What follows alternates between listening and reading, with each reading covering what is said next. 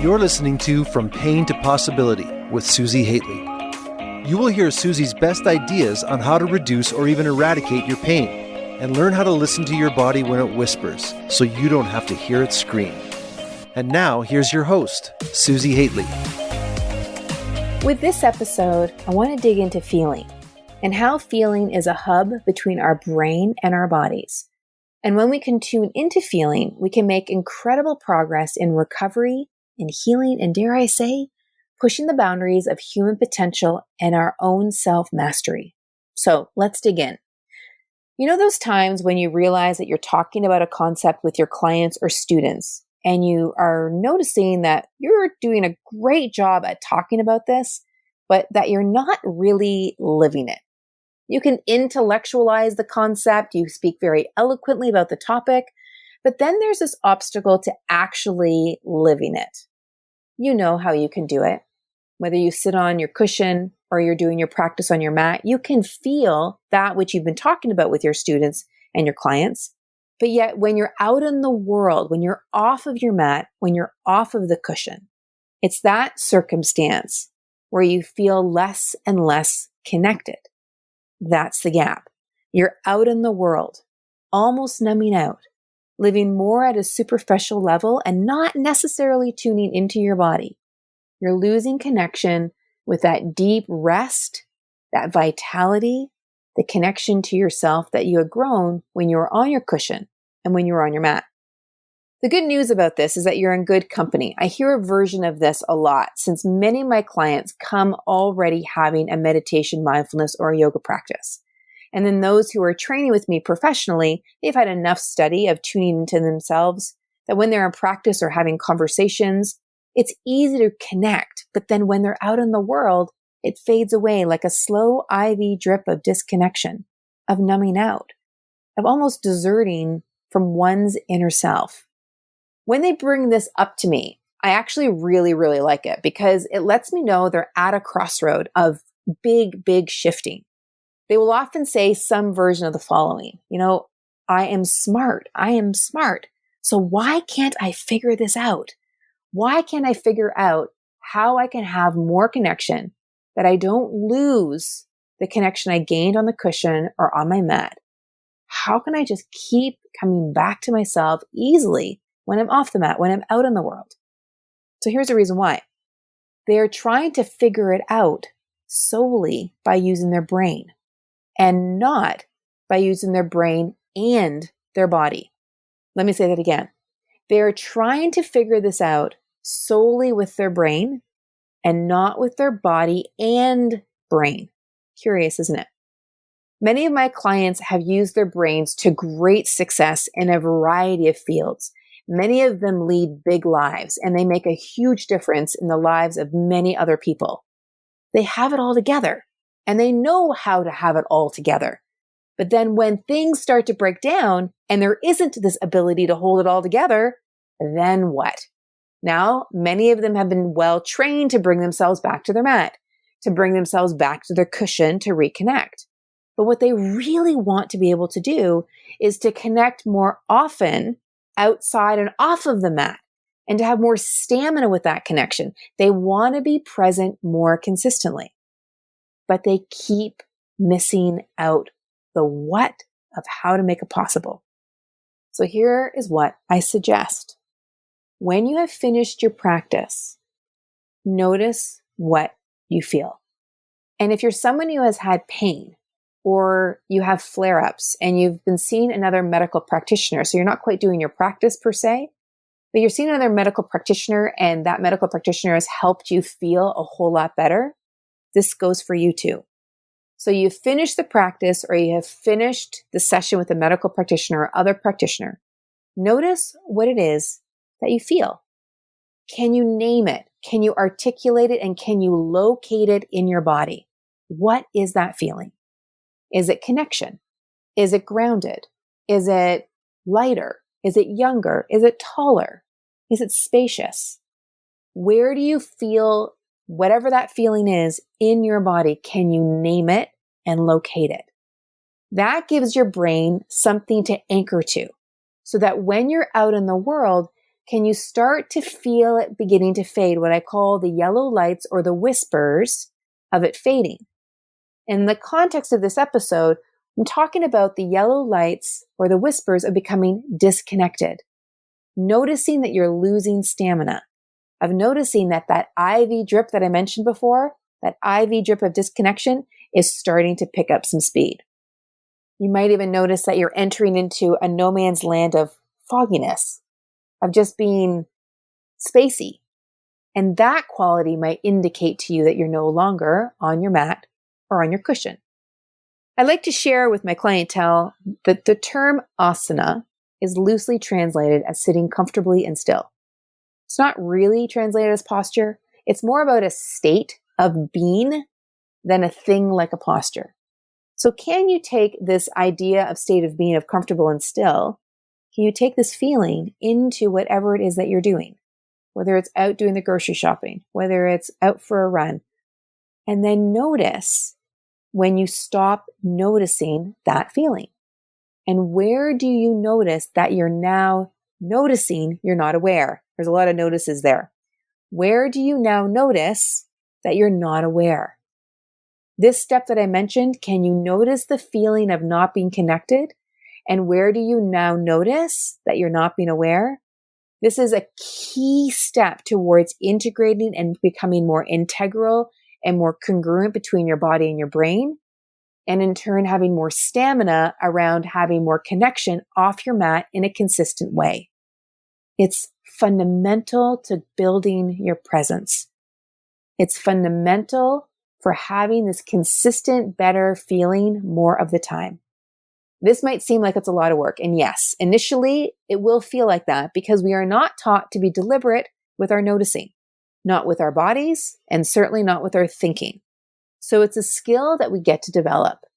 And what I'm asking you to do is as you develop it, or in order to develop it, just notice what it is that you feel after your practice. And then as you head out, notice when those feelings start to shift. What else do you notice? Because what will happen is you will start to get clear on what the actual obstacle or problem is that actually exists, not the one you thought exists.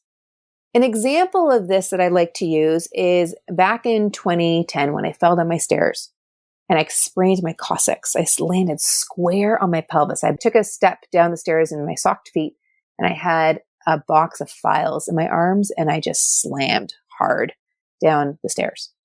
At the same time, I was going through a divorce and my mom had been diagnosed with cancer. I was super tired and I had a ton to complain about that was very, very valid. And then one day I was sitting in front of my computer. I was full of complaints. I was very tired, but I noticed something. I noticed how my pelvic floor was getting more and more spasming around the coccyx that I had sprained. Now, a lot of people would say, well, that makes sense. You sprained your coccyx. Of course, your pelvic floor would be getting more spasmy the longer that you sat. But something dawned on me that there was a connection between the complaints, i.e. my thoughts that I was having in my head and what I was feeling in my pelvic floor. And it dawned on me that if these complaints that I was having were really true, and I mean like a big T truth, that wouldn't my body be opening to these thoughts and not closing into a spasmy space? And with just that one thought, my pelvic floor released. That was interesting evidence. So curious about this, I then asked myself, well, maybe there's another way to go about this thought process. My pelvic floor released even more. I'm like, well, that's an interesting another amount of evidence to ponder. What was interesting though is I still knew that I was right about my thoughts. And I laugh when I say that, but really, I was right. Now there's a distinction here between right and righteous. Like there were some things that I was right about. But the truth of the matter is, and this is the important part, is the complaints were very small t truths. Yes, I was right, but there is a very strong distinction that I came to realize between being right and being congruent. And what my pelvic floor was telling me was that, sure, I might be right, but I am certainly not being congruent. There is an integrity that is lacking between my brain and what it was thinking and my body and what it was feeling. I found myself asking, what do I want to be? Do I want to be a bitter old ninny? Or do I want to get back to my skiing, to my yoga practice, my pelvic floor relaxed even more? So then I continued to engage with my brain and what I was thinking and what I was feeling. My brain got more and more evidence of this link between what I was thinking and what my pelvic floor was doing. So that I could keep helping my brain come away from the complaining and back into my body.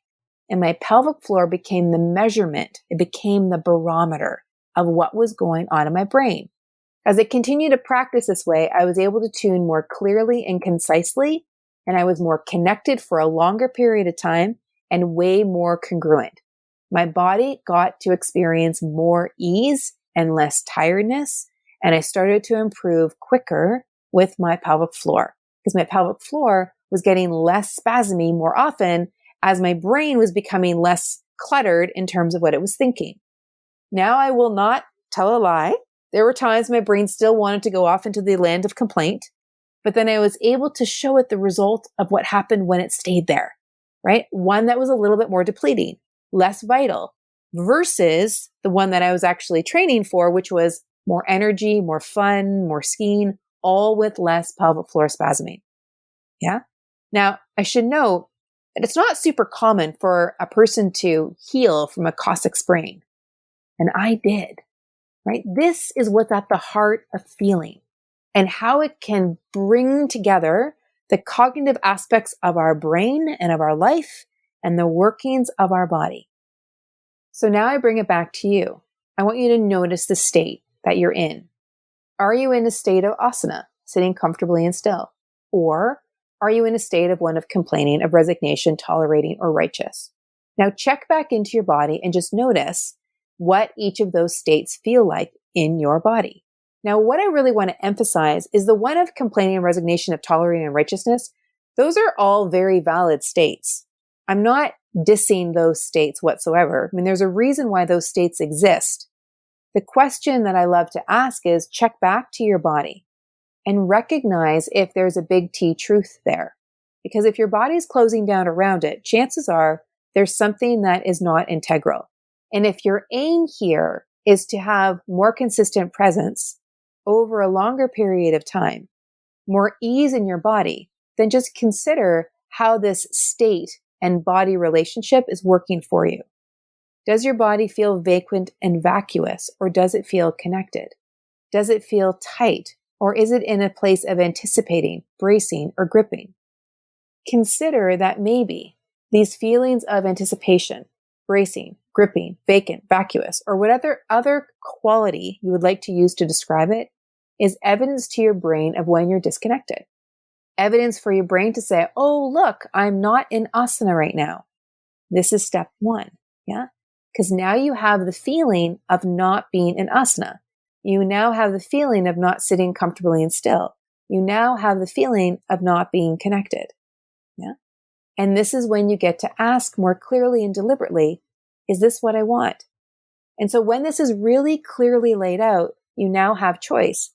This is really, really different than just complaining about something, that not being able to connect it to your body, right? Because we can complain about something and say, man, I got to fix this. I got to fix this. I got to fix this. But now we're back up in our brain. We're trying to fix it by just taking actions. We're not pausing long enough to actually feel what's going on and really see what is contributing to the whole scenario.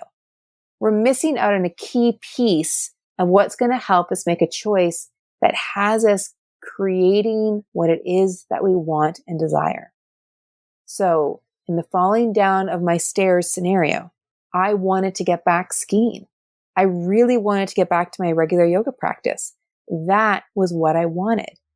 And in my complaining state, my pelvic floor was clearly showing me I was not going to have any of that. No skiing, no yoga practice, because I just couldn't do those things with a spasmy pelvic floor. So I realized the complaining state was not what I wanted, right? I got clear between those two options. It was clear as anything. Complaining state, pelvic floor tight. Looking forward to skiing and yoga and not complaining, pelvic floor release. So then the work now to shift the state, it was to notice the whispers of when either state was coming on or leaving. Very, very tangible, very noticeable on a feeling sensation level. And then what I noticed and what I'm offering to you to notice is that as you play around with this tangible state, you'll also begin to notice other feelings and sensations that arise that let you know before the disconnection state arises, before the complaining state arises, that just let you know there are the littler whispers, the quieter whispers, and they can just help you reconnect again. You can simply ask, hey, remember, where am I going again? What am I being reminded of? And is this helping me get there? As you practice this, it becomes a very creative process of reconnecting with your body, of listening to your body, but also connecting your body with your brain. So if you were someone earlier in this episode who is nodding their head and saying, oh yeah, if I was so smart, why haven't I figured this out yet? Because you need to reconnect with feeling and your brain, with feeling and thinking, with brain and body. You need to use your intelligence. You need to rechannel that intelligence so that your body and brain are engaging in a better way, more effective, more efficient, and way more meaningful and significant to you. So why is this important? I'm going to take this one more step to finish up. As humans, we have an animal-like primal instinct. When there is a congruity between your brain, your thinking, and your body, everybody can feel it. You don't have to convince anybody of anything. There's just this resonance and this radiance. They feel you, and they can feel the big T truth of you. But when there's incongruity between what you are saying and that primal instinct that's inside of you, other people's primal instinct, they can feel it. They might not be able to specifically name it, but there's an incongruity. There's a messiness. It's sticky. The message isn't clear on that energetic level. You're saying one thing and they're feeling something else at that deeper subconscious primal body level.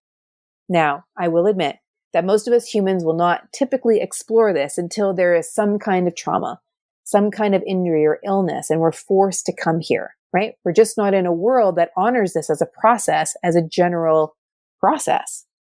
But what I can tell you for sure is when you step into this world, as you practice it, it is so invigorating, so heart and mind expanding, because you're now connecting to that very vibe, that vitality, that energy of who you are.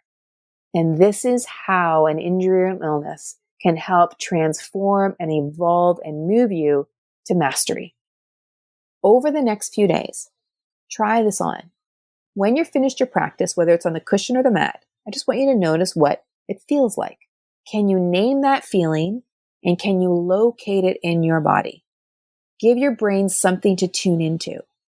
Now, you might find yourself off your cushion and off your mat, out in the world, and starting to feel the yellow lights and whispers of being disconnected. And at that point, you might be able to intervene, but what's more important is that you name that feeling and you locate it or notice where the location of it is disconnected. You might need to bring yourself back to your practice when you come back home, or you might be able to intervene in that moment. But that second part is not as important as simply noticing you've become disconnected or you're noticing the whispers of becoming disconnected. It's so, so important because if you notice that and your brain can really tune into it without disparaging your body or yourself, then you now have this data point of going, okay, that's what this feels like. Now you can bring yourself back a lot faster and don't build up a more groove pattern of being more disconnected over and over and over again. You can bring yourself back to that connected place more and more often. You can train your brain just like you can train your body, and you can train the two of them to continue to talk and connect.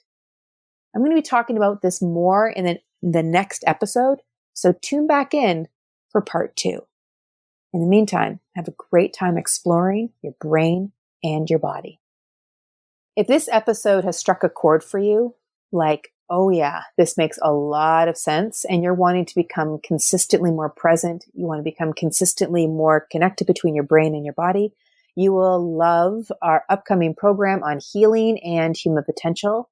We're running it this summer. We are launching registration really, really soon. So if you want to be placed on the priority list, do send us an email to health@functionalsynergy.com. In the meantime, Have a great time exploring, and we'll see you for part 2 of this episode next week.